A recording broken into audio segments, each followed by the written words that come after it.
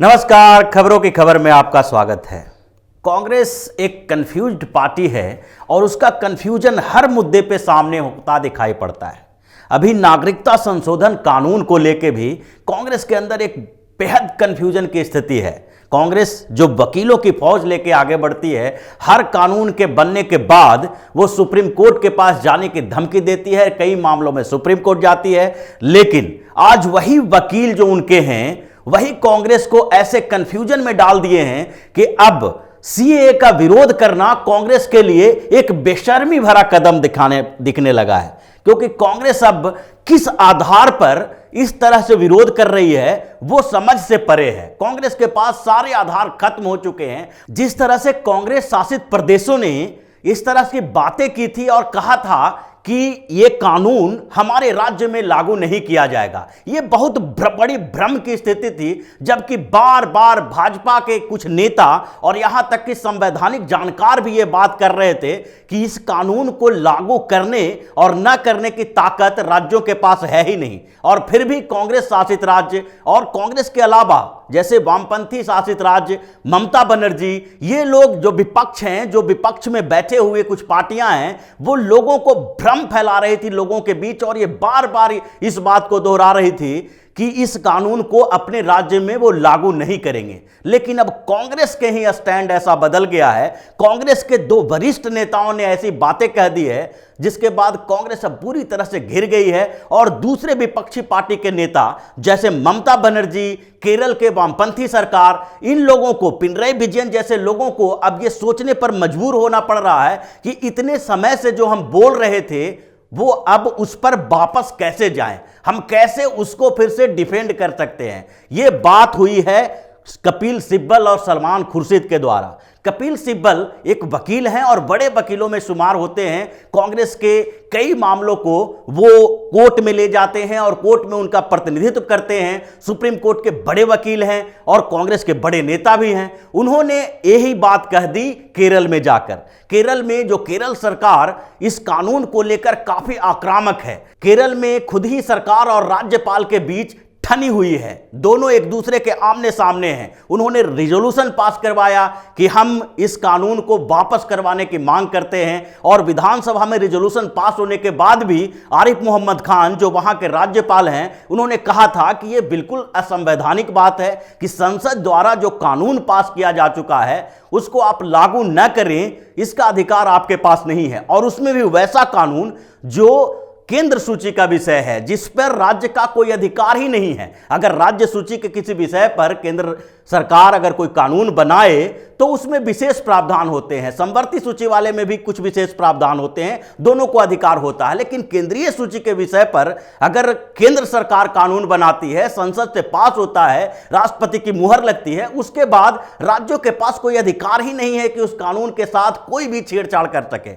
और वही काम कांग्रेस शासित कुछ प्रदेश, ममता बनर्जी और वामपंथी सरकार कर रही थी। लेकिन कपिल सिब्बल ने जो बताया उसके बाद इन लोगों के पास सारे मुद्दे खत्म हो गए। कपिल सिब्बल ने कहा कि जो कानून संसद से पास कर दिया गया है उस पर राज्य सरकार का कोई अधिकार नहीं है कि वो उसे लागू करे या न करे। अगर वो नहीं करती है तो ये बिल्कुल ही असंवैधानिक मुद्दा होगा। और असंवैधानिक होने के बाद क्या होता है ये किसी से छुपा हुआ नहीं है। क्योंकि अगर कोई राज्य सरकार कोई ऐसा असंवैधानिक काम करती है, संविधान की अवहेलना करती है, तो उसके खिलाफ कार्रवाई की जा सकती है और वो कार्रवाई राष्ट्रपति शासन तक पहुंच सकता है। यही डर कुछ क्षेत्रों में, कुछ राज्यों में जो चल रहा था हंगामा, उसको लेकर भी थी कि अब केंद्र सरकार ऐसी कठोर कार्रवाई करने की फिराक में है कि अगर राज्य सरकार ने कोई ऐसा कदम उठाया तो तत्काल राज्य सरकार को बर्खास्त किया जा सकता है, वहां राष्ट्रपति शासन लागू किया जा सकता है।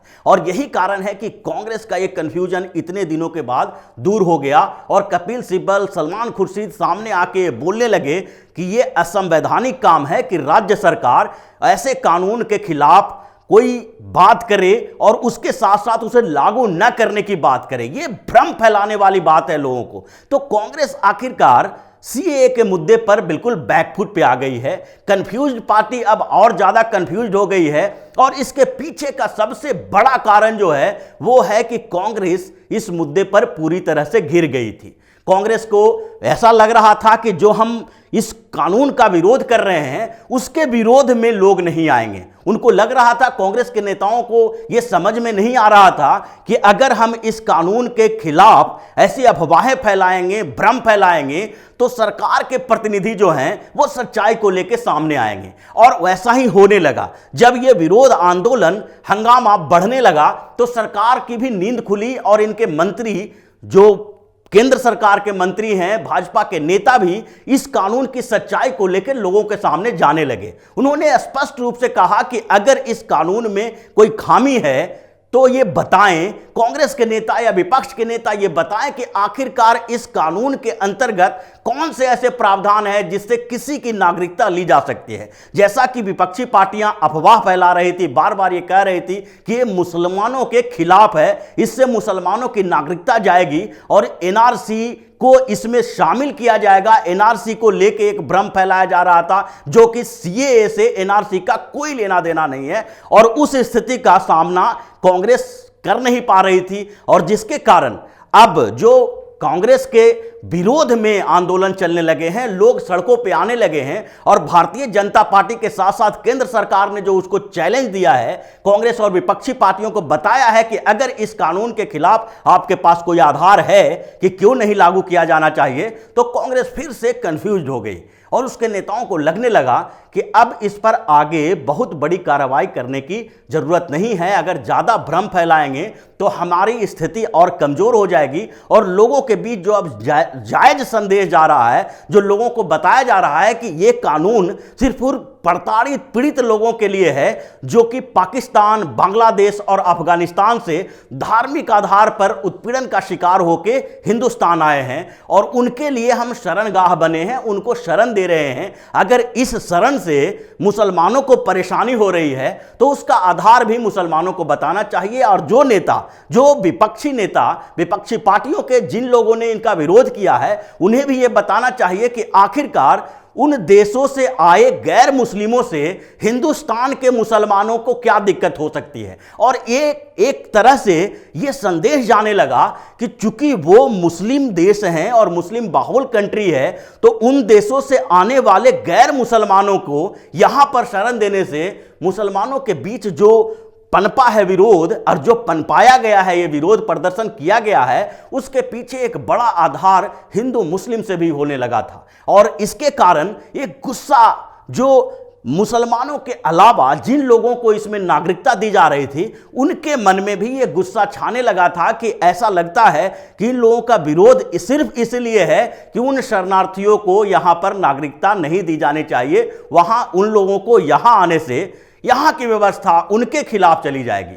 तो ये जो आधार था अब धीरे धीरे खिसकने लगा, और उसके बाद कांग्रेस और विपक्षी पार्टियों को ये लगने लगा है कि हम जो मुद्दा लेके जा रहे हैं उसको थोड़ा ठंडा करने की जरूरत है। और इस पर कपिल सिब्बल जैसे नेताओं ने यह बात बोली कि यह असंवैधानिक काम है, विरोध प्रदर्शन अपनी जगह पर होती है, लेकिन संविधान के खिलाफ नहीं जाया जा सकता। संविधान के खिलाफ न जाने का मतलब है कि आप जो विरोध प्रदर्शन कर रहे हैं उसका आधार संविधान के दायरे में रह के होना चाहिए। संविधान के दायरे से बाहर तो हिंसक आंदोलन भी है, क्योंकि विरोध प्रदर्शन जो हो रहा था उसमें हिंसा भी हो रही थी, और उस हिंसा के लिए यह माना जा रहा था कि विपक्षी पार्टियां किसी न किसी तरह से जिम्मेदार है, और कुछ ऐसे संगठन भी इसमें इन्वॉल्व हो गए हैं जिसका मेन मकसद, मुख्य उद्देश्य जो है भारत में किसी न किसी तरह से एक अव्यवस्था का माहौल तैयार करना है, जिसका फायदा पड़ोसी मुल्क को मिल सके। भारत की अव्यवस्था का सबसे ज्यादा फायदा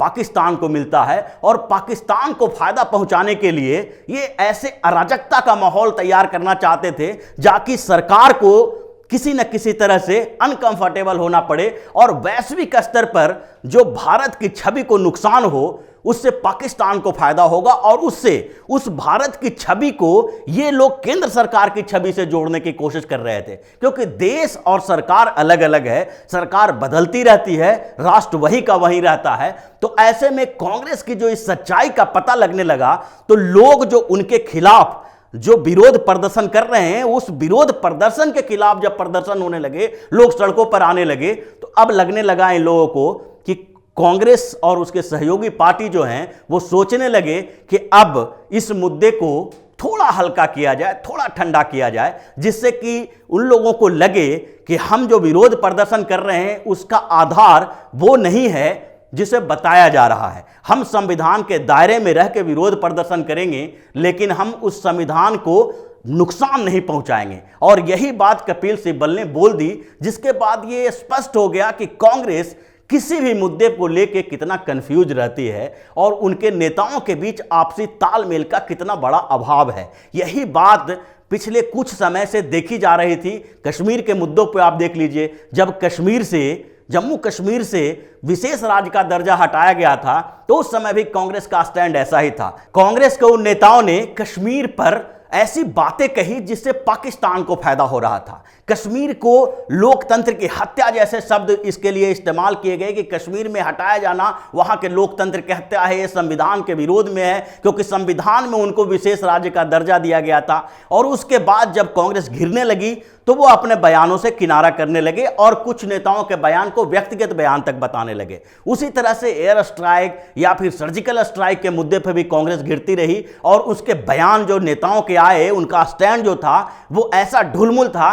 कि बाद में इन सारे मुद्दों का नुकसान उनको चुनाव के समय में भुगतना पड़ा। और कांग्रेस की आज औकात जो है एक क्षेत्रीय पार्टी की तरह हो गई है। तो राहुल और सोनिया की ये कांग्रेस अभी भी कंफ्यूजन के शिकार है और जो भी मुद्दा सामने आता है उसमें इतने कंफ्यूज हो जाते हैं कि उसके बाद इन्हें समझ में नहीं आता है कि इस मुद्दे का कितना बड़ा नुकसान इनको झेलना पड़ेगा। और आगे के चुनावों में ये बात सामने आएगी, स्पष्ट रूप से दिखाई पड़ेगा कि सीएए के मुद्दे पर कांग्रेस ने जो खेल खेली है वो खेल अब खत्म हो चुका है और उसका भुगतान उसको भुगतना पड़ेगा, उसका नुकसान उसको उठाना पड़ेगा चुनाव के समय में।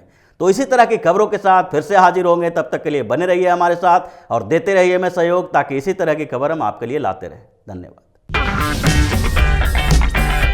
अगर आपको हमारा वीडियो पसंद आया हो तो इसे लाइक करें, हमारे चैनल को सब्सक्राइब करें और हाँ, बेल आइकन दबाना ना भूलें ताकि आप तक हमारे वीडियो की नोटिफिकेशन पहुंचती रहे। आप अपना सुझाव हमें कमेंट बॉक्स में दे सकते हैं। हमारे साथ जुड़ने के लिए शुक्रिया।